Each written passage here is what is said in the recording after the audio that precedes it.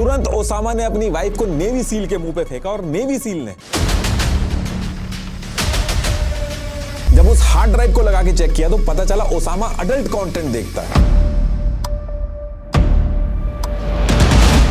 Vaccine के बहाने Osama के बच्चों का डीएनए लेने का प्लान था और जैसे ही गेट पे पहुंच के बेल बजाई, टोरा बोरा से निकल के ओसामा घोड़ों और खच्चरों पे पाकिस्तान के बॉर्डर की तरफ घुस गया। My country is at war. I decided to come here and mirror के रिफ्लेक्शन से पहाड़ों पे कोड बना के एक पहाड़ से दूसरे पहाड़ पे ओसामा मैसेज भेजने लगा। कंपाउंड के बाहर ही इंफ्रारेड कैमरा लाए और ओसामा की बॉडी हीट से थर्मल इमेजेस निकाले। ओसामा का डीएनए दोनों हेलीकॉप्टर में बांट लिया और पाकिस्तान के रडार के नीचे से उड़ाने लगे और सीक्रेटली कंपाउंड के चारों तरफ जो पेड़ थे उसमें लिसनिंग डिवाइसेस छुपा दी। कुछ भी करो लेकिन पाकिस्तान को पता नहीं चलना चाहिए। देखिए, आजकल शॉर्ट कंटेंट कंजम्पशन को लेके हर कोई बहुत कंसर्न्ड है। Doom scrolling, brain rotting, attention span deficiency, ये सब टर्म्स आजकल बहुत कॉमन हो गए हैं। कंटेंट कंजम्पशन या मोबाइल चलाने को बस लोग टाइम वेस्ट ही समझते हैं, लेकिन क्या मोबाइल में कुछ भी देखना खराब है? तो देखिए, ये डिपेंड करता है कि आप क्या कंज्यूम कर रहे हो। इसी सेम मोबाइल को आप कुछ यूजफुल कंस्ट्रक्टिव कंजम्पशन के लिए भी यूज कर सकते हो। ऐसे कई एग्जांपल्स हैं वर्ल्ड में जिन्होंने ऑनलाइन चीजें सीख के खुद को ग्रो किया है। ऐसा ही एक बहुत अच्छा प्लेटफॉर्म है सीखो ऐप। 5 करोड़ लोग इसको ऑलरेडी डाउनलोड कर चुके हैं। सीखो ऐप को IITians ने बनाया है और ये इस समय देश का नंबर 1 एजुकेशनल ऐप है। यहाँ आपको ऐसे वीडियोस मिलेंगे जिससे आपको सीख सकते हो, जैसे इंग्लिश स्पीकिंग सीखनी हो, स्टॉक मार्केट इन्वेस्टिंग, कम इन्वेस्टमेंट में बिजनेस बनाना हो, या फिर आधार कार्ड, पैन कार्ड अपडेट करवाने जैसे गवर्नमेंट के जो काम होते हैं उनको करने के आसान तरीके सीखने हो, या फिर YouTube, Instagram पे ग्रो करने की स्ट्रैटेजी सीखनी हो। यहाँ सब कुछ आप सीखो ऐप पे सीख सकते हो। लिंक मैंने डिस्क्रिप्शन में दे दिया। तो टॉपिक पे वापस आते हैं। देखिए, 11 सितंबर 2001 को जब यूएस के ऊपर दुनिया का सबसे बड़ा हमला हो रहा था, तो सेम टाइम पे जो ओसामा था जिसने ये हमला करवाया था, वो अफगानिस्तान के ईस्टर्न साइड में एक पहाड़ी एरिया है खोश्त नाम से, वो वहां पे अपने बॉडीगार्ड्स के साथ बैठ के BBC अरेबिक सर्विस पे इस पूरे हमले की एक एक डिटेल का अपडेट ले रहा था। और वहीं यूएस के अंदर जैसे ये हमला हुआ तो हमला होने के same day US intelligence agencies थी जो CIA, FBI और NSA, ये बिना टाइम वेस्ट किए इस पूरे हमले की इन्वेस्टिगेशन में लग जाती है। सबसे पहला काम किया कि फ्लाइट में जितने भी पैसेंजर्स ऑन बोर्ड हुए थे उनके पासपोर्ट्स और वीजा के जो रिकॉर्ड्स थे उनको निकाल के चेक करना स्टार्ट किया और ऐसे करके छोटी से छोटी डिटेल्स इन्होंने पता की और फिर उनमें से 19 लोगों को इन्होंने आइडेंटिफाई किया जिनको लगा कि ये ही हाईजैकर्स हो सकते हैं। अब ये हमला हो चुका था, जो भी प्लेन था उसके अंदर जितने भी लोग थे, सारा सामान, हर एक चीज डिस्ट्रॉय हो चुकी थी और यूएस इंटेलिजेंस एजेंसीज को एक एक डिटेल्स पता करनी थी। तो इसके कुछ ही घंटे बाद ये यूएस की जो इंटेलिजेंस एजेंसीज थी, ये जिन जिन एयरपोर्ट से ये एयरप्लेन उड़े थे उन एयरपोर्ट्स पे फुटेज निकाल के एक एक आदमी की एक्टिविटी ऑब्जर्व करना स्टार्ट कर देती है। और जब ये चीज कर रही थी तो इसी टाइम पे इनको एक इनपुट मिलता है कि ये जो 19 हाईजैकर्स थे जिनके नाम सामने आए थे, उनमें से जो मोहम्मद अटा नाम का हाईजैकर था उसका बैग गलती से, ये कोइंसिडेंस था, उसका बैग गलती से कनेक्टिंग फ्लाइट में डिले की वजह से बॉस्टन लोगन एयरपोर्ट पर ही छूट गया था। अब इसके बाद बिना टाइम वेस्ट किए CIA की टीम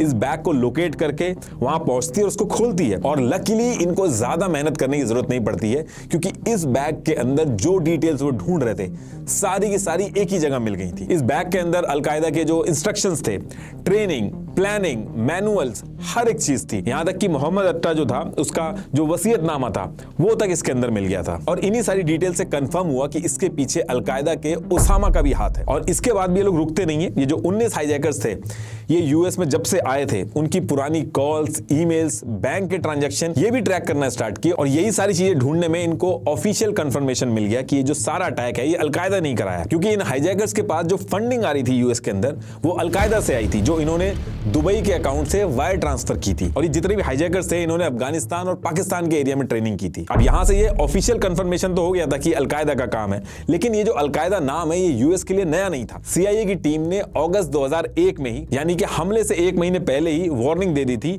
कि अलकायदा ऐसा कुछ करने वाला है। पास्ट में भी अलकायदा ने यूएस की एम्बेसी वगैरह पे बहुत बार हमले किए हैं और यूएस जो है वो अफगानिस्तान से अलकायदा और उसामा की डिमांड पहले भी करता रहा और यूएस के पास ऑलरेडी अलकायदा का जो नेटवर्क था, उसामा की डिटेल्स वो ऑलरेडी थी इनके पास। पूरे यूएस में बहुत ज्यादा गुस्सा था इस चीज को। अब ये सारी चीजें जब पता चलती हैं तो उसके बाद 20 सितंबर 2001 को प्रेसिडेंट जॉर्ज डब्ल्यू बुश एक जॉइंट सेशन ऑफ कांग्रेस में जाके स्पीच देते हैं, जिसमें वो पूरी दुनिया के सामने अफगानिस्तान से कहते हैं कि बिना किसी शर्त के पहले तो ओसामा हमको दो और दूसरा अफगानिस्तान के अंदर ये जो अलकायदा के ट्रेनिंग कैंप चल रहे हैं इसको तुरंत बंद करना होगा और अगर ऐसा नहीं किया तो यूएस मिलिट्री एक्शन करेगा। अब आपका क्वेश्चन होगा कि अफगानिस्तान दे ही देगा ओसामा को, वो इतनी बड़ी सुपर पावर से क्यों पंगा लेगा? लेकिन अफगानिस्तान के अंदर जो सिचुएशन चल रही थी वो भी नॉर्मल नहीं थी। अफगानिस्तान में 1992 से सिविल वॉर चल रही थी, जिसमें यह था कि अफगानिस्तान का 90% एरिया जो था वो तालिबान के कब्जे में था और 10% एरिया पे नॉर्दर्न अलायंस का कब्जा था। और तालिबान ऑलरेडी जो लड़ाइयां लड़ रहा था अफगानिस्तान के अंदर, उसमें ओसामा ने तालिबान की बहुत मदद की थी। फंडिंग से लेके तालिबान के लड़ाकों को ट्रेनिंग देने तक तालिबान की ओसामा ने बहुत मदद की थी और आइडियोलॉजिकली भी तालिबान और अलकायदा अलाइंड थे। तो ऐसे ही ओसामा को उठा के यूएस को देना तालिबान के लिए आसान नहीं था, तालिबान की खुद की सिचुएशन भी खराब हो जाए। तो जैसे ही यूएस ने ये डिमांड रखी, तालिबान ने नेक्स्ट डे यानी कि 21 सितंबर 2001 को ये कहा कि आप ये जो कह रहे हो इसके प्रूफ दो कि ये जो हमला है ओसामा ने कराया, उसके बाद हम सोचते हैं इसके बारे में। और इसके साथ में तालिबान ने ये भी कहा कि ओसामा जो है वो हमारा मेहमान है, तो हम ऐसे ही अपने मेहमान को आपको उठा के नहीं दे सकते, ये हमारी सभ्यता के खिलाफ है। अब देखिए यूएस जो था वो उस समय कुछ भी सुनने को तैयार नहीं था और तालिबान ने जैसे ही ओसामा को देने से मना किया तो उसके ठीक 2 हफ्ते बाद ही यूएस ने सारी प्रिपरेशन की और ऑपरेशन एंड्यूरिंग फ्रीडम स्टार्ट कर दिया अफगानिस्तान के अंदर, जिसमें यूएसए ने अफगानिस्तान में जो तालिबान का दुश्मन था नॉर्दर्न अलायंस, उसके साथ मिलके तालिबान के जितने भी ठिकाने थे अफगानिस्तान के अंदर उनको डिस्ट्रॉय करना स्टार्ट किया और ओसामा को ढूंढना स्टार्ट किया। बड़े से बड़े लीडर जो थे तालिबान के उनको एक एक करके मारना स्टार्ट किया और अफगानिस्तान के अंदर जो नॉर्दर्न अलायंस फोर्सेस जो यूएसए की मदद कर रही थी, इससे यूएसए को बहुत फायदा हुआ लोकेशन वगैरह फाइंड आउट करने में और इनको मारने में। अब यूएसए जो था वो तालिबान को डे बाई डे हराता जा रहा था और अफगानिस्तान के अंदर एक के बाद एक बड़े बड़े ऑपरेशन कर रहा था। अब यहां से ओसामा की जो सिचुएशन थी वो भी खराब होने लगी, ओसामा के लिए भी छुपना मुश्किल होता जा रहा था। तो ओसामा ने क्या किया, ओसामा ने अपने बॉडीगार्ड को लेके अफगानिस्तान में यहाँ पे ये टोरा बोरा की पहाड़ियां हैं, यहाँ पे आ गया। वो पाकिस्तान का बॉर्डर भी इसके पास में ही लगता है, यहाँ पे एकदम ये पहाड़ी एरिया है, तो ओसामा यहीं पे आके बैठ गया। अब यहाँ पहुंचने के बाद ओसामा और जो उसके जितने भी लड़ाके थे उन्होंने इलेक्ट्रॉनिक मेथड का यूज करना बिल्कुल ना के बराबर कर दिया। बस कभी कभार जब जरूरत पड़ती थी तो एक अनसिक्योर्ड रेडियो ट्रांसमिशन के थ्रू ये लोग कम्युनिकेट करते थे और क्योंकि इलेक्ट्रॉनिक मेथड यूज नहीं होता था तो यूएस की जितनी भी एडवांस टेक्नोलॉजी थी वो सारे मेथड उनके फेल होते जा रहे थे। अब इसके बाद कई दिन तक यूएस ढूंढता है और 3-4 चीजें ऐसी होती हैं यूएस के सामने जिसकी वजह से उनको पता चल जाता है कि ओसामा जो है वो टोरा बोरा में है। पहली चीज तो ये हुई कि यूएस ने जो अफगानिस्तान के अंदर अलकायदा के मेंबर्स पकड़े थे उनमें से ही एक ने बताया था कि उसने लास्ट को देखा था वो टोरा बोरा की पहाड़ियों की तरफ जाते हुए देखा था। अब इस एक क्लू के बेसिस पे टोरा बोरा पे जाके यूएसए अटैक नहीं कर सकता था,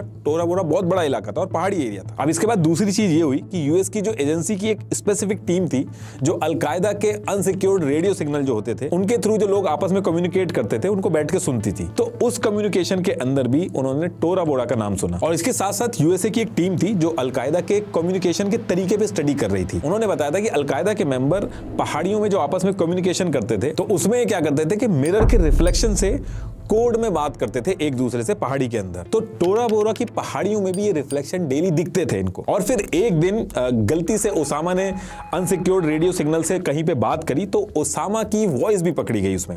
एक्चुअली एक जलाल नाम का आदमी था जो 7 साल से ओसामा की वॉइस पे स्टडी कर रहा था, तो उसने आवाज सुन के कंफर्मेशन दिया कि ये ओसामा का ही स्पीच पैटर्न और अरेबिक डायलेक्ट है। अब जैसे ये सारी डिटेल्स इकट्ठी होती हैं तो इसके नेक्स्ट डे सारा इंटेल यूएस के वर्जीनिया जहां सीआईए का हेडक्वार्टर है वहां पे भेजा जाता है। उन्होंने सारे इंटेलिजेंस डेटा को कलेक्ट किया और इसको एक इलेक्ट्रॉनिक बैटलफील्ड मैप में कन्वर्ट कर दिया। मतलब कि इन्होंने जितना भी इंटेलिजेंस का डेटा था उसको ऑब्जर्व करके एक मैप बना दिया उसका, और फिर उसी मैप का यूज करके यूएस की सीक्रेट डेल्टा फोर्स जिसको मेजर डेल्टन फरी लीड कर रहे थे, इन्होंने नॉर्दर्न अलायंस को अपने साथ लिया, 70 सोल्जर्स और सीआईए की टीम अपने साथ रखी और टोरा बोरा की तरफ ओसामा को पकड़ने के लिए पहुंच गए। अब जैसे ही यूएस की डेल्टा फोर्स टोरा बोरा की पहाड़ी पे पहुंची तो 3 दिसंबर 2001 से 7 दिसंबर 2001 तक यूएस की डेल्टा फोर्स ने टोरा बोरा पे नॉन स्टॉप 4 दिन तक 7 लाख पाउंड बॉम्ब्स गिराए। इतनी ज्यादा बॉम्बिंग की थी कि टोरा बोरा की पहाड़ियों में अर्थक्वेक आ गया था। Bora Bora began in Afghanistan.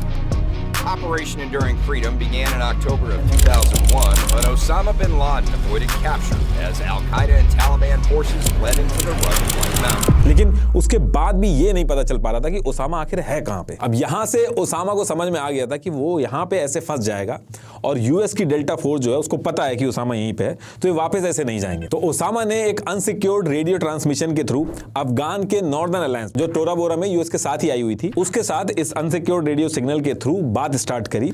उसने कहा कि वो सरेंडर करने को रेडी है, लेकिन वो और उसके साथी नीचे आके सरेंडर तभी कर पाएंगे जब आप लोग बॉम्ब गिराना बंद करोगे। तो कहने का मतलब है कि वो इस कॉन्वर्सेशन में एक दिन की सीज फायर की डिमांड कर रहा था कि तभी वो सरेंडर कर पाएगा। अब सीआईए की टीम को यकीन तो नहीं था, वो और श्योरिटी चाहते थे कि सच में ओसामा ऐसा करेगा कि नहीं करेगा। तो वो जो ओसामा और उसके साथियों की जो रेडियो सिग्नल के थ्रू कॉन्वर्सेशन होती थी उनको और ज्यादा सुन रहे थे, और ओसामा को पता था कि ओसामा अपने लड़ाकों के थ्रू जो भी कॉन्वर्सेशन कर रहा है इस रेडियो पे वो यूएस सुन रही है। तो उसने उस रेडियो कॉन्वर्सेशन पे जितनी भी बातें करी सब इस तरीके से करी कि सीआईए की टीम को कंफर्मेशन मिल जाए कि सच में सरेंडर करने वाले हैं। और फिर सीआईए वाले ओसामा के झांसे में आ जाते हैं और 11 दिसंबर को नॉर्दर्न अलायंस से कहते हैं कि ओसामा से बात करके डील डन कर दो, और अगले दिन यानी कि 12 दिसंबर को ओसामा जो था उसको सरेंडर करना था।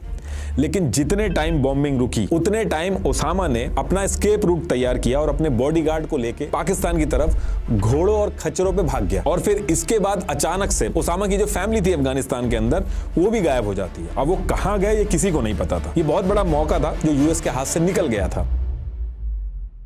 इसके बाद ओसामा तो यूएस के हाथ से निकल गया था, लेकिन सेम वीक में यानी कि 19 दिसंबर 2001 को सीआईए का एक अफगान इन्फॉर्मर था मुख्तार, उसके पास फिर से इंटेल आता है कि ओसामा की जो फैमिली है वो पाकिस्तान पहुंच गई है। तो इससे आइडिया लगाया गया कि अगर इसकी फैमिली पाकिस्तान पहुंच गई तो ओसामा भी पाकिस्तान में ही कहीं होगा। और फिर यूएस ने पाकिस्तान के साथ मिलकर पाकिस्तान में ओसामा को ढूंढना चालू किया, और एक्चुअल में ये इनपुट सही भी था। ओसामा पाकिस्तान का federally administered tribal area FATA जो था वहां पे चला गया था। पाकिस्तान के इस एरिया में ओसामा इसलिए गया था क्योंकि 2018 से पहले ये एरिया पाकिस्तान का एक स्पेशल सेमी ऑटोनॉमस रीजन था। यहाँ पे पाकिस्तान का मेन स्ट्रीम लीगल सिस्टम की बजाय ट्राइबल गवर्नेंस मॉडल चलता था, और ये यहाँ पे तहरीके तालिबान पाकिस्तान, हक्कानी नेटवर्क और लश्कर जंगवी LEJ जो था ये बहुत स्ट्रांग होल्ड था इनका, जिन्होंने ओसामा को यहाँ पे रखा। और इस एरिया में पहुंचने के बाद ओसामा ने अपनी पूरी स्ट्रेटजी चेंज कर दी थी। बाहर की दुनिया से किसी भी तरीके का कांटेक्ट जो था वो कट कर दिया था। यहाँ तक कि पहले जो अलकायदा के मेंबर्स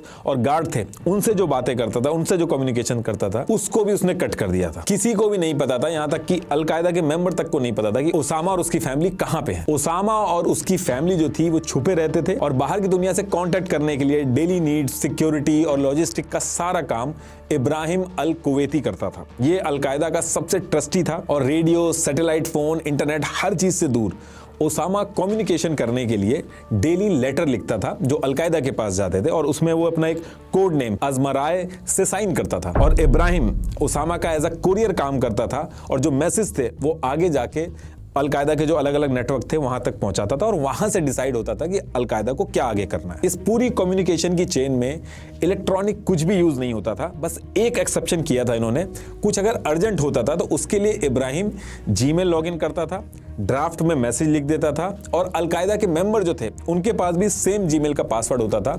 वो लॉगिन करके सेम ड्राफ्ट को खोल के पढ़ लेते थे, लेकिन एक दूसरे को सेंड नहीं करते थे। तो अब इस तरीके से ओसामा और उसकी फैमिली छुप के रहने लगे और उनका कम्युनिकेशन और बाकी जितनी भी जरूरत की चीजें थी वो इब्राहिम संभालता रहा। और फिर कुछ टाइम बाद जब ओसामा का जो काम वगैरह था वो इब्राहिम से अकेले संभालना मुश्किल हो गया, तो इब्राहिम ने अलकायदा की लीडरशिप से परमिशन लेके अपने भाई अबरार अल कुवैती को भी ओसामा का कुरियर बनवा दिया। तो अब यहां से 2 लोग ओसामा के कुरियर बन गए थे। उस एरिया के अंदर इब्राहिम और अबरार जो थे वो दोनों साथ में अकेले रहते थे, तो लोगों को शक हो सकता था, तो एक फैमिली की तरह लगे। तो इस वजह से इन दोनों की शादी भी करा दी गई थी। 14 साल की बुशरा और मरियम से इनकी शादी करा दी गई थी ताकि ये सारे लोग एक नॉर्मल पश्तो फैमिली की तरह दिखें। अब इधर तो ओसामा छुप के इस तरीके से रह रहा था, वहीं दूसरी तरफ डेली बेसिस पे यूएस की जितनी भी एजेंसीज थी वो ओसामा को ढूंढने का हर तरीका अपना रही थी। पाकिस्तान का जो पूरा FATA का जो रीजन था वहां पे ओसामा के ऊपर बड़े बड़े इनाम अनाउंस कर दिए गए थे कि छोटी से छोटी डिटेल्स भी हो, अगर कोई बताएगा तो उसको इनाम मिलेगा।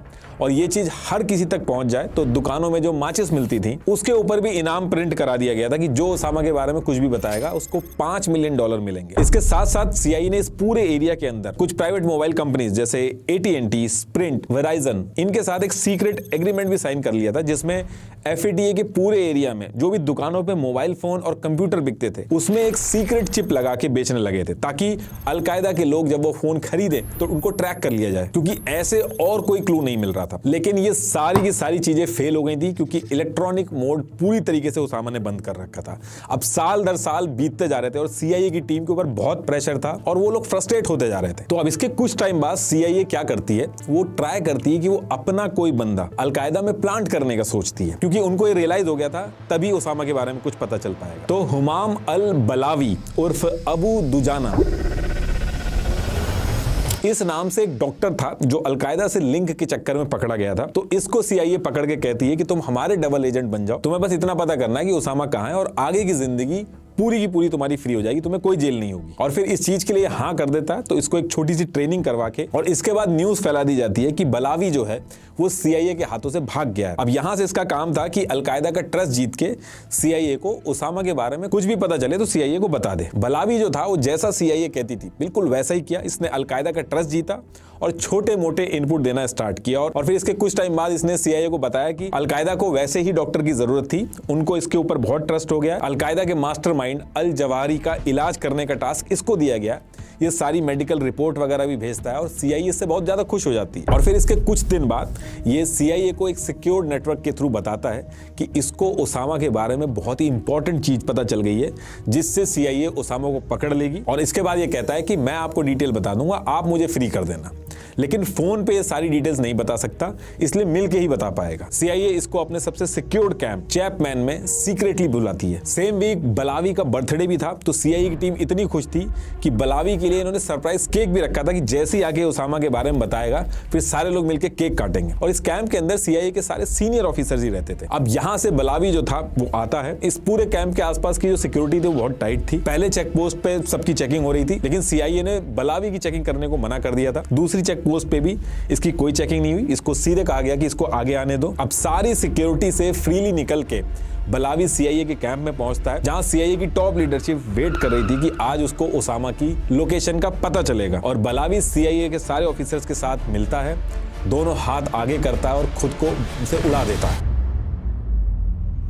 बलावी जो था वो कोई इनका डबल एजेंट नहीं बना था, उसने अलकायदा के साथ प्लान बना के उल्टा इस कैंप के जितने ऑफिसर्स थे उनको मारने की प्लानिंग बनाई थी। इस एक धमाके में 7 CIA के ऑफिसर और टोटल 16 लोग मारे गए थे। CIA की हिस्ट्री में कभी ऐसा नहीं हुआ था। और उसामा की लोकेशन मिलना तो दूर, इस पूरे प्लान की वजह से CIA की पूरी लीडरशिप उड़ गई थी। तो इस इंसिडेंट के बाद जो उसामा को ढूंढने का जो प्रोसेस था वो भी स्लो पड़ गया। अब इसके बाद CIA की नई लीडरशिप आ गई थी। उसामा की जो हेल्थ थी वो भी बहुत ज्यादा डाउन हो गई थी। तो अलकायदा वाले उसामा के लिए एक सिक्योर्ड जगह ढूंढ रहे थे। और सेम टाइम पे इनको एबटाबाद में पाकिस्तान मिलिट्री एकेडमी के पास एक प्लॉट पे फॉर सेल का बोर्ड लिखा हुआ दिखता है। उन्हें लगा कि पाकिस्तान के कैंटोनमेंट का एरिया पास में ही है, उसामा अगर यहां रहेगा तो किसी को शक नहीं होगा। तो इसके तुरंत बाद अबरार को भेजा जाता है और अबरार $50,000 कैश लेके और फेक ID के साथ ये 38,000 स्क्वायर फीट का ये जो प्लॉट था इसको खरीद लेता है। फिर इसके तुरंत बाद लोकल आर्किटेक्ट मोहम्मद यूनिस को हायर किया इन्होंने और घर बनवाना स्टार्ट कर दिया। और एक साल के अंदर यानी कि 2006 तक घर रेडी हो जाता है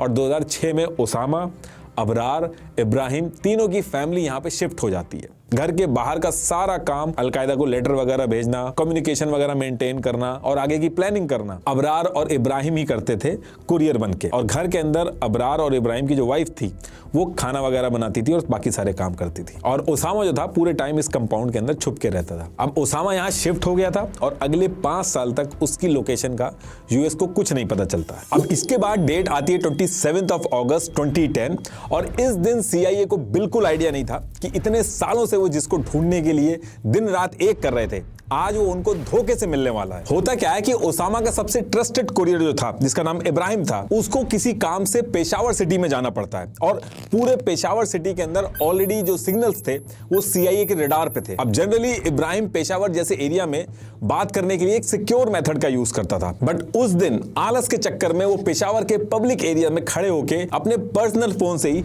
अलकायदा के मेंबर से कुछ सेकंड्स के लिए बात कर लेता है। अब इब्राहिम ने ये जो एक फोन कॉल की थी इसकी वजह से CIA तुरंत इब्राहिम की लाइव लोकेशन ट्रैक कर लेती है और जहां से खड़े होकर इब्राहिम ने फोन मिलाया था वहां पहुंच जाती है। और पहुंचने के बाद वो इब्राहिम को पकड़ती नहीं है, बल्कि ट्राई करती है कि इब्राहिम का पीछा करके इसकी और जो लोकेशंस है उनका भी पता किया जा सके। अब इसके बाद इब्राहिम अपनी व्हाइट सुजुकी पोटोवर जीप, जिसके पीछे वाले स्पेयर टायर पे राइनो बना हुआ था, उसमें बैठ के चलने लगता है। और इधर से सीआईए के एजेंट्स जो थे वो इसका पीछा करना स्टार्ट करते हैं। काफी देर तक सीआईए जो थी वो इब्राहिम की गाड़ी का पीछा करती है। और फिर थोड़ी देर बाद इब्राहिम जो था वो अपनी गाड़ी को एबटाबाद में एक बिलाल टाउन है वहां की तरफ मोड़ लेता है। और वहां थोड़ी दूर जाने के बाद वहां पे एक बहुत बड़ा कंपाउंड था, उसके अंदर इब्राहिम अपनी जीप लेके घुस जाता है। अब सीआईए की जो टीम थी वो बाहर खड़ी थी, वो रुक के डिस्कशन करना स्टार्ट कर देती कि आगे क्या किया जाए।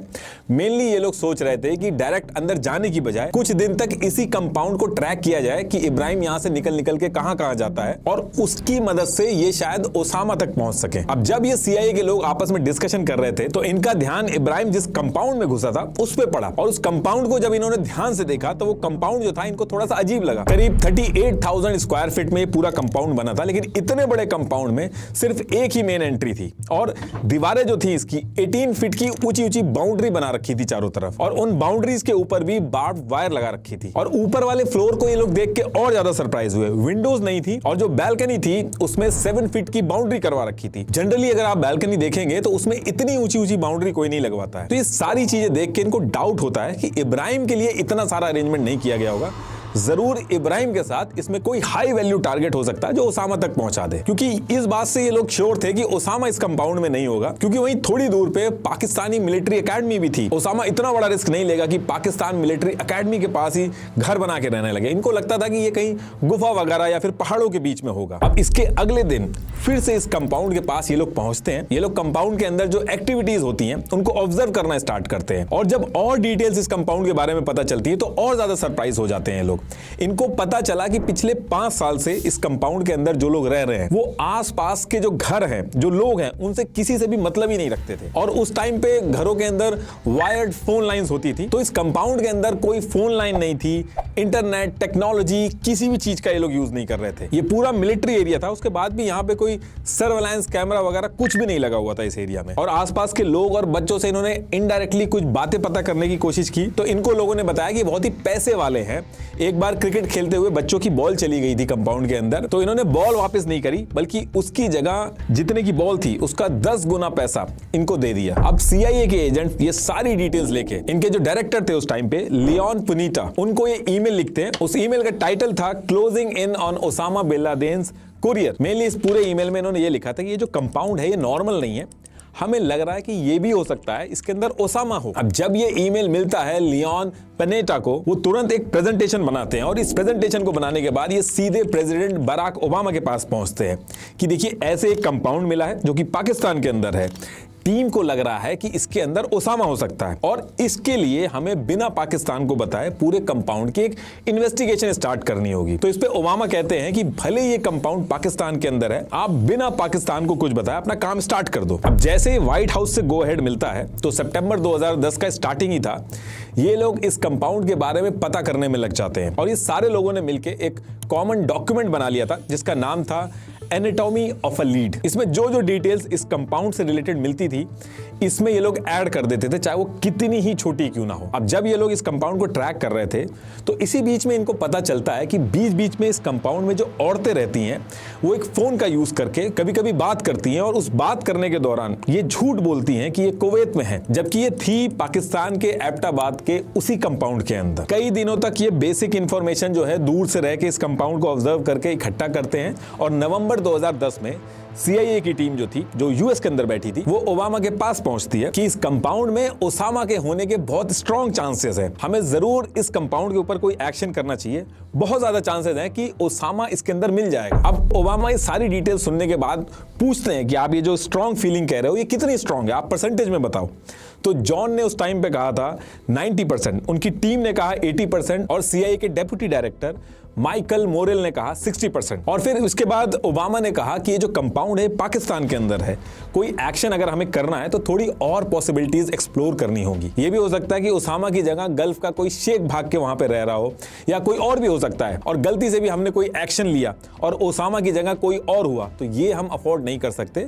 बहुत ज्यादा रेपुटेशन खराब होगी और पाकिस्तान से भी रिलेशन खराब होंगे। अब यहां से सीआईए के एनालिस्ट की जो टीम थी उनको समझ में आ गया था कि और डिटेल इकट्ठी करनी होगी अगर इस कंपाउंड के ऊपर कोई एक्शन करना है। उनको ये तो लगने लगा था कि उसामा है इसके अंदर, लेकिन उनको प्रूफ चाहिए था, और उसके लिए ये लोग डिसाइड करते हैं कि एबटाबाद का ये जो कंपाउंड है इसके पास कुछ ऑब्जर्वेशन पोस्ट बनानी होगी और कोई लोकल बंदा जो ट्रस्टवर्दी हो उसको भी इंक्लूड करना होगा, वरना इस कंपाउंड की जो डिटेल्स हैं वो सही से नहीं मिल पाएंगी। तो सीआईए की जो टीम थी, इनके पास रिलेशन जो थे वो एक रिटायर पाकिस्तानी आर्मी ऑफिसर था, लेफ्टिनेंट कर्नल सईद इकबाल। इससे सीआईए की टीम के पास रिलेशन बहुत ही अच्छे थे। इन्होंने लेफ्टिनेंट कर्नल सईद इकबाल को इस पूरे कंपाउंड के बारे में बताया और कहा कि सीक्रेटली इसमें इनको इसकी मदद चाहिए। अब ये लेफ्टिनेंट कर्नल सईद इकबाल जो था, इसका एक दोस्त था डॉक्टर आमिर अजीज, जिसका घर ये जो कंपाउंड था उससे सिर्फ 80 यार्ड की डिस्टेंस पे था और उसकी छत से कंपाउंड के अंदर की कई सारी लोकेशंस दिखती थी। तो सीआईए की टीम ने इस retire lieutenant colonel Saeed Iqbal को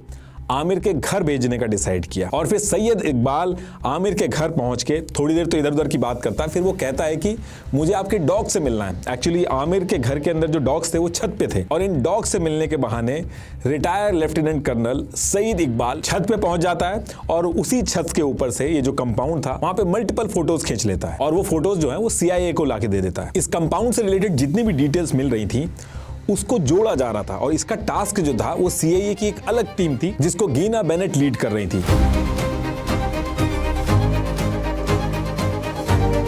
ये जो टीम थी इसका काम था इस पूरे कंपाउंड का एक्चुअल लेआउट बनाना, जितनी भी छोटी छोटी डिटेल्स मिल रही हैं उसको कलेक्ट करके। और फिर सेम वीक में इन्होंने इस कंपाउंड से 1 माइल की दूरी पे एक ऑफिस भी रेंट पे लिया और इस ऑफिस को सीआईए का कैंप बना दिया। सारी की सारी जो मीटिंग्स होती थी वो इसी ऑफिस में होती थी जो सीआईए के कैंप की तरह एक्ट करता था। इस पूरे एरिया में ये जो कंपाउंड जहां पे था वहां पे जब ये सीआईए के एनालिस्ट जाते थे तो आवाज ज्यादा ना हो इसके लिए इन्होंने उस टाइम पे लेक्सस कोच कार चलती थी उसको लिया था, और उसमें बैठ के लोग जाते थे और मुआयना करते थे पूरे एरिया का। सीआईए के एनालिस्ट की जो पूरी टीम थी 1 सेकंड के लिए भी इस पूरे कंपाउंड को अपनी मॉनिटरिंग से दूर नहीं करती थी। इस कंपाउंड को ट्रैक करने के लिए इन्होंने इंफ्रारेड कैमरा और नाइट विजन कैमरास लगाए थे ताकि ह्यूमन हीट से थर्मल इमेजेस इकट्ठी करी जा सके, और नाइट विजन कैमरा से रात में सारी मूवमेंट ट्रैक करते थे और एक रिपोर्ट बनाते थे। इनको एक एक चीज पता चल गई थी कि ये जितने भी लोग हैं कितने बजे खाते हैं, कितने बजे सोते हैं और कितने बजे घूमने आते हैं। कंपाउंड के आसपास जितने भी पॉपुलर ट्रीज थे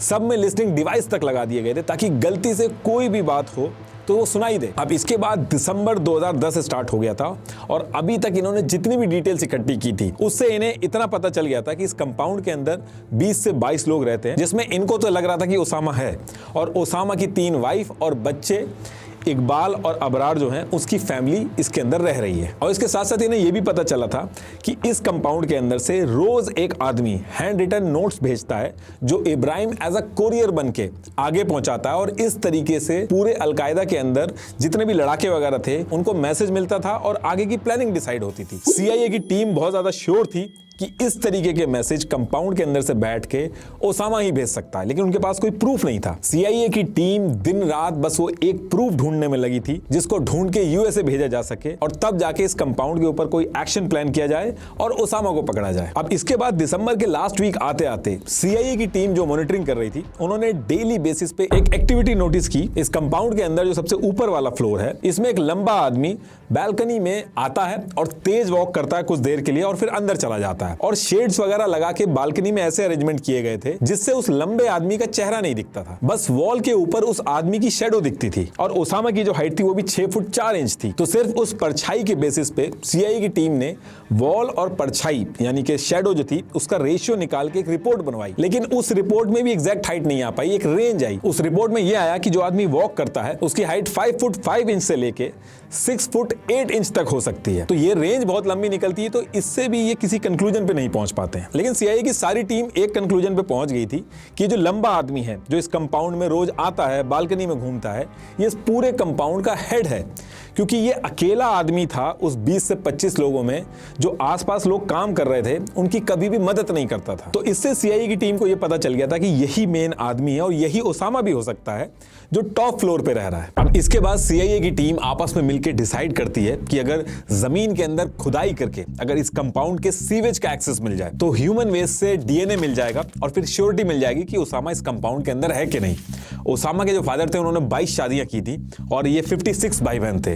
तो CIA की टीम के पास ऑलरेडी ओसामा की जो फैमिली थी उसका DNA था और ये जो प्लान था सीवेज तक पहुंचने का, इसको ये लोग कई दिन तक बढ़ाते भी हैं और फिर लास्ट में ये इस कंक्लूजन पे पहुंचते हैं कि जमीन के अंदर इतनी ज्यादा खुदाई और मूवमेंट होगी तो कंपाउंड के अंदर जो लोग रह रहे हैं उनको शक हो जाएगा और 10 साल बाद ओसामा को ये जो पकड़ने का एक लौता मौका मिला है, ये हाथ से निकल जाने का डर है। तो ये प्लान तो ये ड्रॉप कर देते हैं, लेकिन इसके बाद CIA की टीम एक नई चीज करती है। होता क्या है कि पाकिस्तान के अंदर एक लोकल डॉक्टर था जिसका नाम था शकील अफरीदी। अब इस डॉक्टर के पास CIA की एक सीक्रेट ऑपरेटिव थी केट, इनके पास जाती हैं और कहती हैं कि ये सेव द चाइल्ड नाम से एक NGO चलाती हैं जिसमें जितने भी गरीब बच्चे हैं उनकी मदद की जाती है। और फिर वो डॉक्टर अफरीदी के सामने एक प्रपोजल रखती हैं कि एबटाबाद जो है, यहाँ पे बच्चों को पैसे की कमी की वजह से हेपेटाइटिस B की वैक्सीन जो है वो नहीं लग पा रही है और इनका NGO जो है वो इस एरिया के गरीब बच्चों के लिए हेपेटाइटिस B की वैक्सीनेशन की कैंपेन चलाना चाहता है। एक्चुअली CIA जो था उनका प्लान ये था कि वैक्सीन लगाने के बहाने इस कंपाउंड के अंदर जाएंगे, इनके बच्चों को उसी बहाने DNA मिल जाएगा और इससे पता चल जाएगा कि ओसामा अंदर है कि नहीं। शुरू में तो डॉक्टर अफरीदी जो है वो इतना इंटरेस्ट नहीं दिखाते हैं, लेकिन ये जो CIA की सीक्रेट ऑपरेटिव थी केट, ये अपने कलीग सू से डॉक्टर अफरीदी को मिलवाती है और सू क्या करती हैं, डॉक्टर अफरीदी के पर्सनल अकाउंट में $55,000 ट्रांसफर कर देती हैं। अब पैसा मिलने के बाद अफरीदी बिना अपना दिमाग लगाए वैक्सीनेशन का काम स्टार्ट कर देते हैं। अफरीदी को बिल्कुल आइडिया नहीं था कि वो अपनी जिंदगी की सबसे बड़ी गलती करने जा रहे हैं। अफरीदी ने बिना कुछ सोचे वहीं पास में एक आयूब मेडिकल कॉलेज था, वहां से नर्सेज और हेल्थ केयर वर्कर्स को रिक्रूट किया और नवा शहर से लेके बिलाल टाउन तक के एरिया में वैक्सीनेशन ड्राइव स्टार्ट कर दी। हर जगह पे पोस्टर लगा दिए कि बहुत ही अच्छी क्वालिटी की एमसन वैक्सीन लगाई जाएगी इस एरिया के अंदर बच्चों को। अब वैक्सीन की ड्राइव स्टार्ट होती है और डॉक्टर अफरीदी अपनी टीम के साथ उसी कंपाउंड के पास पहुंचते हैं जिसका इंतजार CA वाले बहुत दिनों से कर रहे थे। और पहुंचने के बाद डॉक्टर अफरीदी जैसी बेल वगैरह बजाते हैं, इब्राहिम निकल के आता है और इन सबको भगा देता है। सू और केट जो है उनके कहने पे लोग फोन से भी कई बार ट्राई करते हैं इधर उधर से नंबर निकाल के, लेकिन वहां पे भी बात नहीं बनती है और CIA का ये जो प्लान था वो भी फेल हो जाता है। अब डॉक्टर अफरीदी ने पैसों के चक्कर में ड्राइव तो कर दी थी, लेकिन उनको पता नहीं था कि इसके पीछे USA उनसे क्या करवा रहा था और इस एक गलती की वजह से डॉक्टर अफरीदी को 33 साल की सजा हुई। आज की डेट में भी ये जेल में पाकिस्तान से गद्दारी करने के नाम पे। अब ये प्लान फेल होने के बाद CIA जो था वो और चीजें एक्सप्लोर करने लगती है ताकि और डिटेल्स मिल सके। वहीं दूसरी तरफ इस कंपाउंड के अंदर एक अलग ही कहानी चल रही थी। कंपाउंड के अंदर इब्राहिम और अबरार ये जो थे, ये पिछले कई सालों से छुपते छुपाते इस कंपाउंड के अंदर डेली एक्टिविटी करते करते थक चुके थे। इनकी हेल्थ बहुत डाउन हो गई थी। इब्राहिम को कैंसर हो गया था और एकदम वीक हो चुका था इब्राहिम, और अबरार जो था उसकी डिप्रेशन की दवाइयां चल रही थी। और ये वैक्सीन वाला जो इंसिडेंट हुआ था इसके कुछ ही दिन बाद इब्राहिम और अबरार जो थे वो ओसामा के पास जाते हैं और उनको बोलते हैं कि हम ऐसे भाग भाग के थक गए और अब इस कंपाउंड में वो रह नहीं पाएंगे। तो ओसामा इनकी बात समझ जाता है और वो कहता है कि इसी साल 11 सितंबर 2011 को जो हमने हमला किया था USA के ऊपर, उसकी 10th एनिवर्सरी है। तो इस डेट तक रुक जाते हैं और उसके बाद तुम लोग जेदा में रिटायरमेंट हाउस खरीद लेना और मैं भी यहां से निकल जाऊंगा और इस कंपाउंड को बेच देंगे। तो कहने का मतलब है कि अब कुछ ही महीने बचे थे ओसामा के इस कंपाउंड को छोड़ के जाने के लिए, और CIA अगर अब और डिले करता तो ओसामा शायद फिर से कई सालों तक इनके हाथ नहीं आता। और ये जो चीज थी इसके बारे में CIA वालों को भी रियलाइजेशन हो गया था कि ज्यादा दिन तक अगर वेट करेंगे तो ओसामा यहां से निकल जाएगा। तो इस पर्टिकुलर टाइम तक एक चीज और हो गई थी कि जितनी भी डिटेल्स मिली थी उन सब का यूज करके और सैटेलाइट इमेजेस वगैरह जो थी, बाकी टेक्नोलॉजीज का यूज करके CIA एनालिस्ट गीना बेनेट जो थी उन्होंने इस पूरे कंपाउंड का लेआउट रेडी कर लिया था कि कौन सी चीज कहां है, सीढ़ियां कहां पे हैं, उसमें कितने स्टेप्स हैं, गाड़ी कहां पे खड़ी है, हर एंगल से वॉल की हाइट कहां पे कितनी है, ये सारी चीजें मेंशन थी इस डॉक्यूमेंट में। और इस डॉक्यूमेंट का नाम रखा था इन्होंने सेंसिटिव साइट एक्सप्लॉयटेशन SSE। और कंपाउंड के अंदर जितने भी लोग रह रहे थे हर एक मेंबर, ओसामा, इब्राहिम, अबरार, सबका इन्होंने कार्ड बनाया था। ये उसकी ओरिजिनल कॉपी है। इसमें आप देख सकते हो कौन कौन से फ्लोर पे रह रहा है, उसकी हाइट कितनी है, एक एक डिटेल्स मेंशन है। और इस डॉक्यूमेंट के कंप्लीट होने के बाद गीना जो थी वो 100% श्योर थी कि ओसामा इस कंपाउंड के अंदर है, और बाकी की टीम भी ये चाहती थी कि अब इस कंपाउंड के अंदर एक्शन होना चाहिए, वरना 10 साल से जो ओसामा के पीछे लगे हुए हैं, दोबारा से ओसामा निकल जाएगा इनके हाथ से। अब इसके नेक्स्ट डे CIA के top analyst Leon Panetta, admiral McRaven, Mike Mullen, James Cartwright और पेंटागन के counter terrorism adviser Michael Vickers White House के सिचुएशन रूम में पहुंचते हैं और ओबामा के साथ मीटिंग करते हैं। इस मीटिंग से पहले ही इन्होंने नेशनल जियोस्पेशियल इंटेलिजेंस एजेंसीज की हेल्प से पूरे कंपाउंड का एक मॉडल बना लिया था, जिसमें फ्लोर बाय फ्लोर एक एक चीज मेंशन थी, जैसे कंपाउंड में एक्चुअल में थी। और इसी मीटिंग के अंदर ये सारे लोग मिलकर कंफर्म करते हैं कि अब एक्शन करना होगा, और ओबामा जो थे वो भी इस चीज के लिए एग्री कर जाते हैं। ये पूरी टीम जो थी ये ओबामा के सामने सबसे पहला ऑप्शन रखती है कि हम बाय एयर पाकिस्तान के एयर स्पेस में घुसेंगे और इस पूरे कंपाउंड के ऊपर B-2 बॉम्बर से स्ट्राइक कर देंगे। जितना बड़ा ये कंपाउंड है, टोटल 24 बम लगेंगे और किसी भी यूएस के कमांडो को लेके जान का रिस्क नहीं होगा। लेकिन ये जो ऑप्शन इन्होंने बताया था, इसमें इन्होंने दिक्कतें भी बताई कि इस पूरे एरिया में एक बड़ा डिस्ट्रक्शन होगा, जिससे सिविलियंस जो हैं उनकी भी जान जा सकती है। आसपास एक छोटा मोटा अर्थक्वेक भी आ सकता है, और ये भी एक पॉसिबिलिटी हो सकती है कि कभी पता ही ना चल पाए कि ओसामा वहां पे था भी कि नहीं, क्योंकि DNA के जो एविडेंस है वो भी मिटने के चांसेस हैं इसमें। और इसकी सबसे बड़ी दिक्कत ये थी कि दुनिया भर में रेपुटेशन खराब होगी, पाकिस्तान से रिलेशन खराब होंगे, और हमें एक दूसरी कंट्री के ऊपर स्ट्राइक करने को डिफेंड करना जो है वो बहुत मुश्किल पड़ेगा, और गलती से भी अगर कोई सिविलियन मर गया तो दिक्कतें और बड़ी हो जाएंगी। दूसरा ऑप्शन इन्होंने दिया कि प्रिसाइज ड्रोन किया जा सकता है, लेकिन इसमें भी इन्होंने दिक्कत बताई। ये एक ऐसा ऑप्शन है जिसमें ओसामा के वहां से बच के भागने के चांसेस बहुत ज्यादा हैं, और यूएस इस बार कोई भी मौका छोड़ना नहीं चाहता था। 10 साल से वो इस चीज का वेट कर रहे थे। एक डिस्कशन ये भी हुआ था कि पाकिस्तान के साथ मिलकर बायलैटरल ऑपरेशन किया जा सकता है, लेकिन ओबामा ने साफ मना कर दिया था कि किसी भी सिचुएशन में पाकिस्तान को नहीं पता चलना चाहिए कि हम लोग क्या करने वाले हैं। और फिर इसके बाद ये सारा डिस्कशन हो गया तो एडमिरल मैकरेवन ने कहा कि सबसे बढ़िया ऑप्शन होगा कि हमारी जो स्पेशल टीम है बिना पाकिस्तान को इन्फॉर्म करे इस कंपाउंड के अंदर जाए और ओसामा को सामने से आइडेंटिफाई करके खुद मारे, और आसपास किसी को भी कुछ नहीं पता चलेगा। चुपचाप स्पेशल फोर्सेस जाएंगी, अपना काम करेंगी और करके वापस आ जाएंगी। और इस ऑप्शन में ये अच्छी चीज थी कि इन केस अगर ओसामा कंपाउंड में नहीं मिला तो इस बात को दबाना बहुत आसान होगा। नेगेटिव इस ऑप्शन में बस यही था कि जितने भी ऑफिसर्स जाएंगे उनकी जान बहुत रिस्क पे रहेगी। अब ये सारी डिटेल्स सुनने के बाद ओबामा थोड़ी देर सोचते हैं, और उसके बाद दुनिया का सबसे रिस्की ऑपरेशन, जिसमें पाकिस्तान को बिना बताए नेवी सील ऑफिसर इस कंपाउंड में जाके ओसामा को खुद मारेंगे, इस ऑपरेशन के लिए गो अहेड दे देते हैं। और इस ऑपरेशन को नाम दिया गया operation Neptune Spear. Neptune Spear इसलिए रखा गया क्योंकि नेवी सील की टीम को जाना था इस ऑपरेशन के लिए, और नेपच्यून नाम उनके समुद्री हेरिटेज को दिखाता था, और स्पेयर का मतलब होता है भाला, जो एक प्रिसाइज और इफेक्टिव का सिंबल होता है। तो अब यहां से ये तो डिसाइड हो गया था कि इस कंपाउंड में एक्शन करना है, लेकिन ज्यादा टाइम नहीं लगाया जा सकता था प्रिपरेशन करने में, क्योंकि ओसामा भाग भी सकता था। और एडमिरल मैकरेवन जो थे उन्होंने ओबामा को एश्योरेंस दिया था कि कैसे भी करके 3 वीक में वो सारी प्रिपरेशन कर लेंगे। और जैसे ये मीटिंग खत्म होती है, इसके नेक्स्ट से ही सारे लोग प्रिपरेशन में लग जाते हैं। यूएस के सबसे बेस्ट ऑफिसर चाहिए थे, और फिर मल्टीपल डिस्कशन के बाद नेवी सील की टीम 6 के रेड स्क्वाड्रन, इनको सेलेक्ट किया गया कि यही ऑपरेशन करेंगे। इस पूरे ऑपरेशन का सबसे इंपॉर्टेंट पार्ट था हेलीकॉप्टर को बहुत ही लो हाइट पे पाकिस्तान के रेडार से बचा के हैंडल करना और लेके जाना।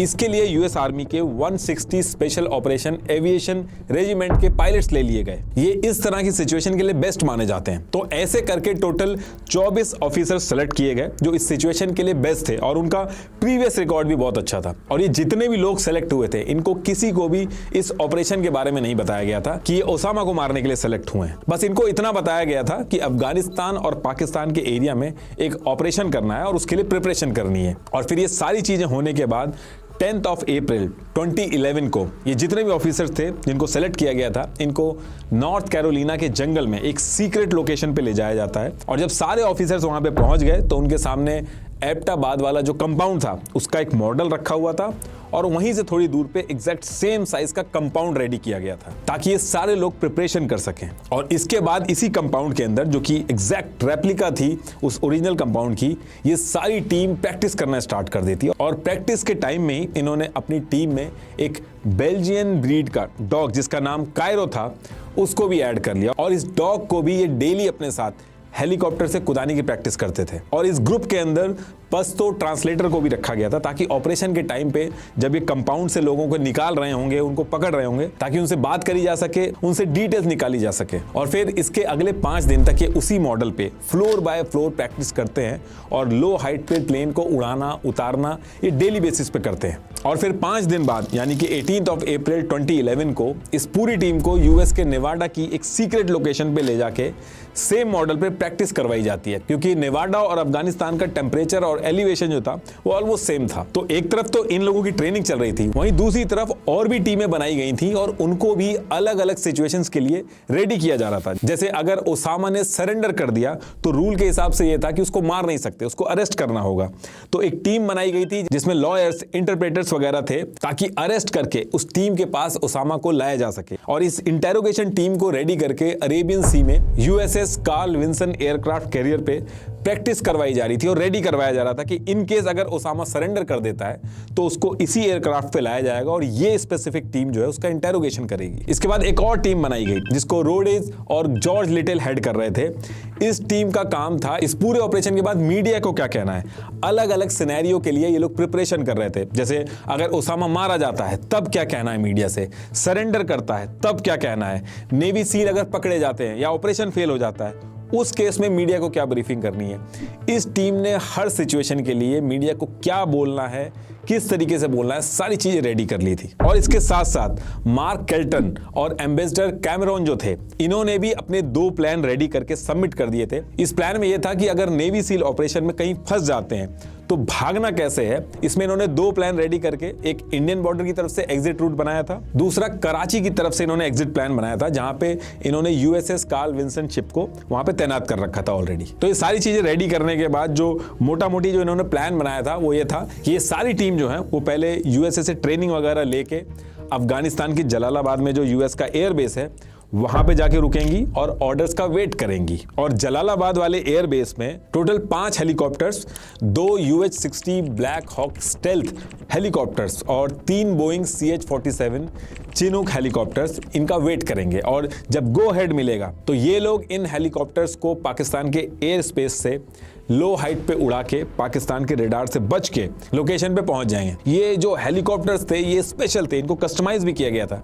इनके जो हीट सिग्नेचर थे वो एकदम लो थे, साउंड एकदम कम थी, इनको पकड़ पाना बिल्कुल मुश्किल था। इन्होंने डिसाइड किया था कि जलालाबाद वाले एयर स्पेस पे जहां पे 5 हेलीकॉप्टर्स होंगे उनमें से एक CH-47 चिनूक हेलीकॉप्टर जो है वो वहीं एयरबेस पे वेट करेगा ताकि फ्यूल वगैरह का बैकअप चाहिए हो तो काम आए। बाकी के जो 2 CH-47 चिनूक हेलीकॉप्टर्स थे वो पाकिस्तान के खैबर पख्तून काला ढाका स्वेट की जो पहाड़ियां हैं उस एरिया में रुकेंगे जो कि ओसामा वाले कंपाउंड से 50 माइल्स की दूरी पे थे। इसको भी एज अ बैकअप रखा गया था जिसके अंदर 24 ऑफिसर्स की क्विक रिएक्शन टीम थी ताकि अगर कंपाउंड से हैवी रिटेलिएशन आए तो ये लोग भी कंपाउंड के पास पहुंच जाएं। और बाकी जो 2 US-60 black Hawk stealth helicopters थे इनका मेन काम था ओसामा वाले कंपाउंड पे जाना और ऑपरेशन को पूरा करना। इसके साथ साथ RQ-170 सेंटिनल स्टेल्थ ड्रोन जो था वो पूरे कंपाउंड के ऊपर रहेगा और हर एक चीज मॉनिटर करेगा। तो ये प्लान इन्होंने सेट किया था और एज पर प्लान 26 अप्रैल 2011 को पूरी टीम पहले अफगानिस्तान के बगराम एयरफील्ड पहुंचती है, एक दिन यहां पे रेस्ट करती है और नेक्स्ट डे यानी कि 27 अप्रैल को अफगानिस्तान के जलालाबाद वाले एयरबेस पे पहुंच के सारी टीम ऑपरेशन को पूरा करने के लिए ऑर्डर्स का वेट करने लगती है। अब इसके नेक्स्ट डे यानी 28 अप्रैल 2011 को ओबामा मीटिंग करते हैं और मॉर्निंग में 8:20 पे इस पूरे ऑपरेशन के फाइनल अप्रूवल पे साइन कर देते हैं। और साइन होते ही 38 अप्रैल 2011 की डेट जो है वो फिक्स कर दी जाती है इस ऑपरेशन के लिए। लेकिन जैसे ही डेट फिक्स की जाती है उसी टाइम पे वेदर की जो रिपोर्ट होती है वो खराब आने लगती है। इस दिन फॉग ज्यादा दिखाने लगता है, तो इसकी वजह से ये लोग अपडेट चेंज करके 1 मई 2011 की ऐतिहासिक डेट फिक्स कर देते हैं। अब इसके बाद एक ही दिन बचा था ओसामा को पकड़ने के लिए, और फिर इसके बाद सारी प्रिपरेशन होने के बाद फाइनली 1 मई 2011 का वो ऐतिहासिक दिन आ जाता है, जिस दिन पूरी दुनिया का सबसे रिस्की ऑपरेशन होने वाला है। After almost a decade, US intelligence has finally tracked Osama bin Laden down to a compound in Pakistan. SEAL Team 6, a US elite special forces unit, is tasked now historic capture or kill mission. US और अफगानिस्तान का time zone अलग था, तो इनके time में difference था। US में time हो रहा था दिन के 1:22 ईस्टर्न टाइम, और अफगानिस्तान में रात के 11 बजने वाले थे। और इसी स्पेसिफिक टाइम पे पनेटा और मैकरेवन इस ऑपरेशन को स्टार्ट कर देते हैं। यूएसए के टाइम के हिसाब से करीब 2 बजे इस टाइम पे ओबामा जो थे वो गोल्फ खेल के व्हाइट हाउस के सिचुएशन रूम में आके बैठ जाते हैं और हर चीज का अपडेट लेना स्टार्ट कर देते हैं। और वहीं दूसरी तरफ अफगानिस्तान में रात के 11:30 बज चुके थे, और ओसामा रात में खाना खाने के बाद अपनी वाइफ और बच्चों के साथ ऊपर वाले फ्लोर पे सोने चला जाता है। ओसामा को बिल्कुल आइडिया नहीं था कि अगले कुछ घंटों में इनके साथ क्या होने वाला है। अब इसके बाद अफगानिस्तान का जो जलालाबाद वाला एयरबेस था, जहां इतने टाइम से टीम वेट कर रही थी, तो एज पर प्लान 5 हेलीकॉप्टर में से एक हेलीकॉप्टर जो था CH-47 चिनूक हेलीकॉप्टर, वो एज अ बैकअप वहीं रुक जाता है। बाकी के जो 4 हेलीकॉप्टर थे, 2 चिनूक और 2 ब्लैक हॉक्स, ये रडार से बच के पाकिस्तान के स्वैट वैली की तरफ उड़ना स्टार्ट कर देते हैं और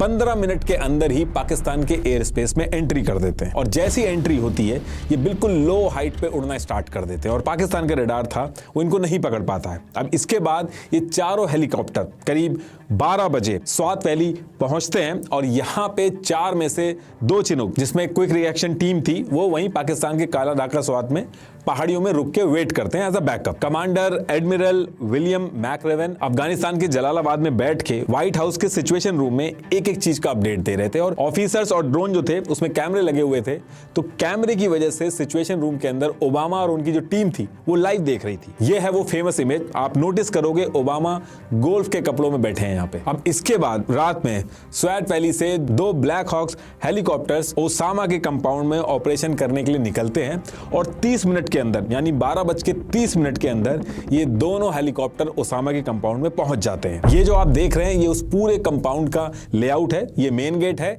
ये यहाँ पे ये लोग गार्बेज वगैरह जलाते थे, इस साइड इन्होंने सब्जी उगाई थी। ये इधर से मेन कंपाउंड में घुसने से पहले एक रूम पड़ता है, यहाँ पे इब्राहिम और उसकी फैमिली सो रही थी, और इधर ये जो मेन कंपाउंड था इसके ग्राउंड फ्लोर पे अबरार और उसकी फैमिली सो रही थी।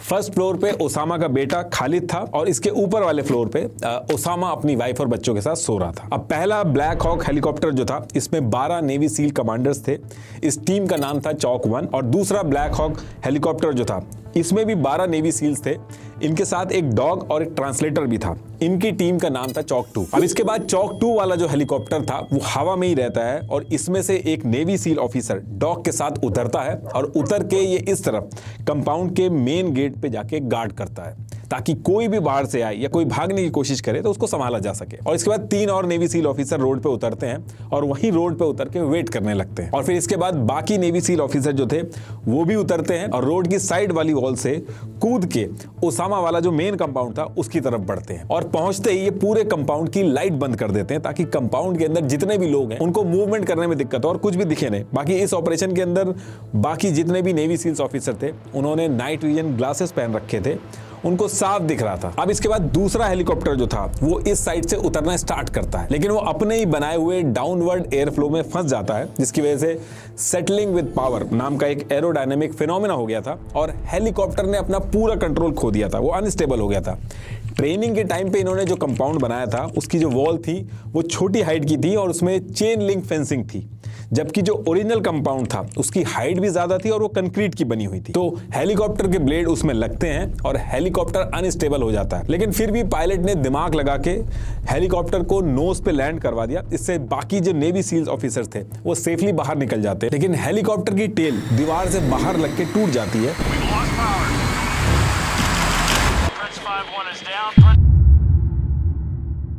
ओरिजिनल इमेज है उसकी। अब ओरिजिनल प्लान तो ये था कि ये जो 24 नेवी सील ऑफिसर्स हैं, इनको ये दोनों हेलीकॉप्टर ड्रॉप करेंगे, उसके बाद थोड़ी दूर पे जाके जहां एक सीक्रेट और सुनसान इलाका था वहां पे जाके दोनों हेलीकॉप्टर वेट करेंगे, और जब ये ऑपरेशन कंप्लीट हो जाएगा तो ये दोनों हेलीकॉप्टर वापस कंपाउंड पे आएंगे, नेवी सील ऑफिसर्स को लेंगे और चुपचाप निकल जाएंगे यहां से, और किसी को भी नहीं पता चलेगा कि क्या हुआ। लेकिन जैसे ही हेलीकॉप्टर क्रैश हुआ तो प्लान चेंज करना पड़ गया और दूसरा हेलीकॉप्टर जो था वो वहीं रुक जाता है, क्योंकि हेलीकॉप्टर क्रैश होने की वजह से जो पूरा ऑपरेशन था अब छुपाया नहीं जा सकता था, क्योंकि अगले दिन यूएसए का क्रैश हेलीकॉप्टर जब लोग देखते तो समझ जाते कि यहाँ पे क्या हुआ है। कहने का मतलब यह है कि इस क्रैश की वजह से अब ये मिशन जो है वो सीक्रेट नहीं बचा था, अब दुनिया को पता चलना ही था कि यूएस ने यहाँ पे ऑपरेशन किया है, और इसी वजह से दूसरा हेलीकॉप्टर वहीं रुक जाता है। और जो ड्रोन था वो ऊपर से इस पूरे कंपाउंड के ऊपर मॉनिटरिंग करता है, और स्नाइपर्स जो थे वो भी अपनी अपनी पोजीशन लेके इस कंपाउंड को चारों तरफ से देख रहे होते हैं। इसके बाद पूरे एबटाबाद की लाइट चली जाती है।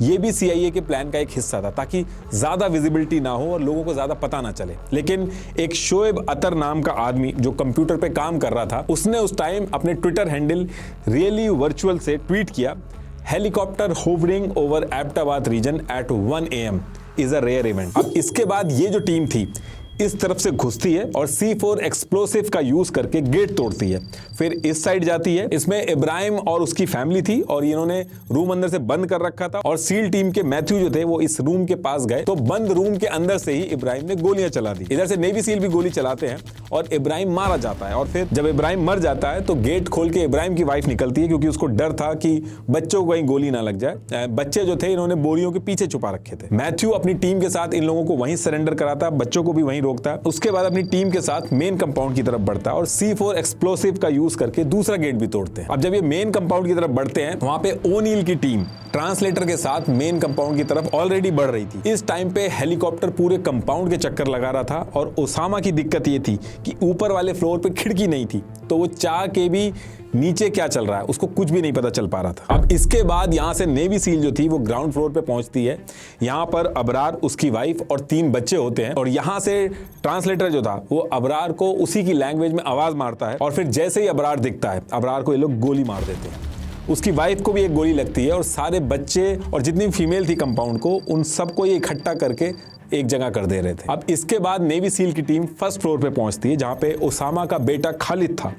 ओसामा के बेटे ने AK-47 से अंधाधुंध फायरिंग करी, लेकिन नेवी सील ने उसको भी एलिमिनेट कर दिया, और अभी भी पूरी टीम ओसामा को ही ढूंढ रही थी। इसके बाद ओनील अपनी पूरी टीम के साथ ऊपर वाले फ्लोर पे जाते हैं। अब जब ओनील की टीम ऊपर फ्लोर पे पहुंचती है तो नाइट विजन में इनको एक लंबा आदमी दिखता है, जो कि ओसामा ही होता है। ओसामा की वाइफ अमाल जो थी वो ओसामा को बचाने के लिए उसके सामने आके खड़ी हो जाती है, और उसके थोड़ी देर बाद ही ओसामा अपनी वाइफ को सील टीम के ऊपर ढकेल देता है। और शुरू में तो सील टीम एकदम पीछे की तरफ भाग जाती है, क्योंकि उनको शक होता है कि कहीं अमाल जो है उसने की जैकेट ना पहन रखी हो, पर ऐसा होता नहीं है। और फिर जब वो चेक कर लेते हैं तो ओनील अपनी टीम के साथ अमाल के घुटने में गोली मारता है, और फिर 1:10 पे ओसामा के फोरहेड पे लेफ्ट आंख के ऊपर 2 गोली मारी जाती है।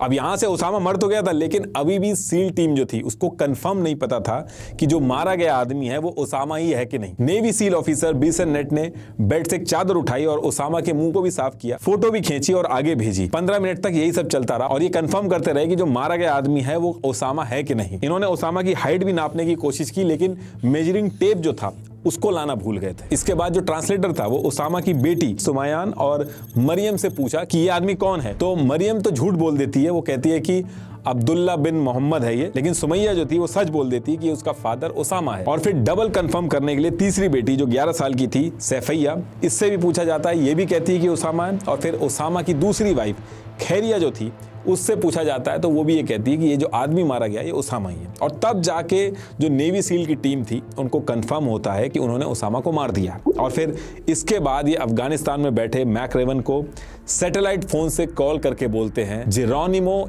ईकिया। जेरोनिमो CIA की टीम ने ओसामा का निकनेम रखा था, और ईकिया का मतलब enemy killed in action. Same चीज व्हाइट हाउस में भी बता दी जाती है। और इसके बाद CH-47 चिनूक हेलीकॉप्टर जो था, जो एज अ बैकअप था, वो भी कंपाउंड के पास पहुंच जाता है। और इसके तुरंत बाद ये लोग कंपाउंड की जितनी भी औरतें और बच्चे थे सबको ये जो सब्जी वाला एरिया था वहां पे इकट्ठा करके खड़ा कर देते हैं। ओसामा के रूम से जितनी भी हार्ड ड्राइव थी, सेल फोन थे, पेपर्स, कैमरा, DVD, सब ये लोग इकट्ठा कर लेते हैं। और जो प्लेन क्रैश हुआ था उसको सील टीम से उड़ा देती है, बस उसका जो टेल वाला पार्ट था वो रह जाता है। जब वो उड़ा रही होती है इस प्लेन को तब भी बहुत तेज आवाज होती है। और शोएब अतर जिसने पहले भी ट्वीट किया था उसने इस धमाके के बारे में भी ट्वीट किया था आवाज सुनते ही। और फिर इसके बाद 2:26 पे दोनों हेलीकॉप्टर अलग अलग रूट पकड़ के पाकिस्तान से निकल गए ताकि इन्हें ट्रैक ना किया जा सके। और ओसामा की बॉडी के सैंपल जो थे इन्होंने दोनों हेलीकॉप्टर में अलग अलग बांट लिए थे ताकि अगर इनके ऊपर कोई अटैक हो या क्रैश हो तो दोनों में से एटलीस्ट एक सैंपल बचा रहे। इस पूरे ऑपरेशन को कंप्लीट करने में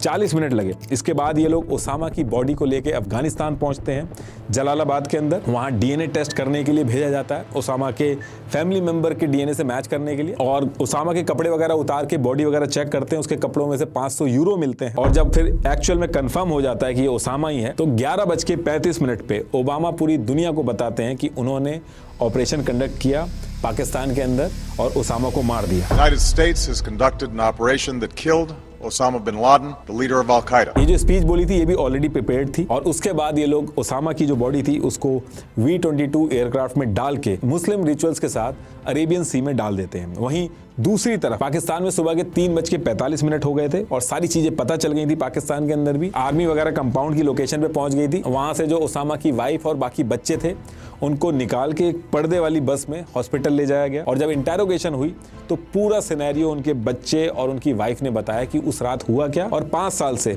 कैसे वो यहाँ पे रुके हुए थे। ओसामा के रूम से जो फाइल मिली थी उसको जब CIA ने पब्लिक किया तो उसमें ओसामा ने अपने से रिलेटेड डॉक्यूमेंट्री वगैरह मंगा के देखी थी। तो वो कौन सी डॉक्यूमेंट्री थी वो आउट किया था। उसमें ओसामा जो एडल्ट कंटेंट देखता था वो भी था, बच्चों के गेम्स थे, जर्नल्स थे कि आगे अलकायदा को क्या क्या करना है और कैसे करना है वो सब भी थे। तो इस तरीके से ओसामा पकड़ा गया। और ये जब ऑपरेशन खत्म हुआ तो सील टीम को बहुत अप्रिसिएशन मिला।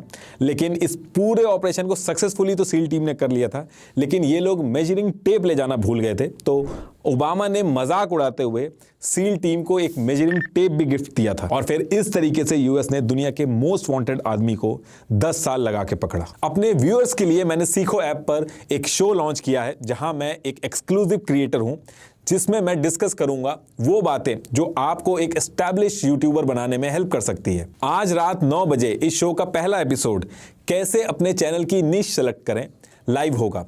हर हफ्ते एक नया वीडियो आपको देखने को मिलेगा। तो सीखो ऐप डाउनलोड करके ये शो जरूर देखिएगा। लिंक मैंने डिस्क्रिप्शन में दे दिया।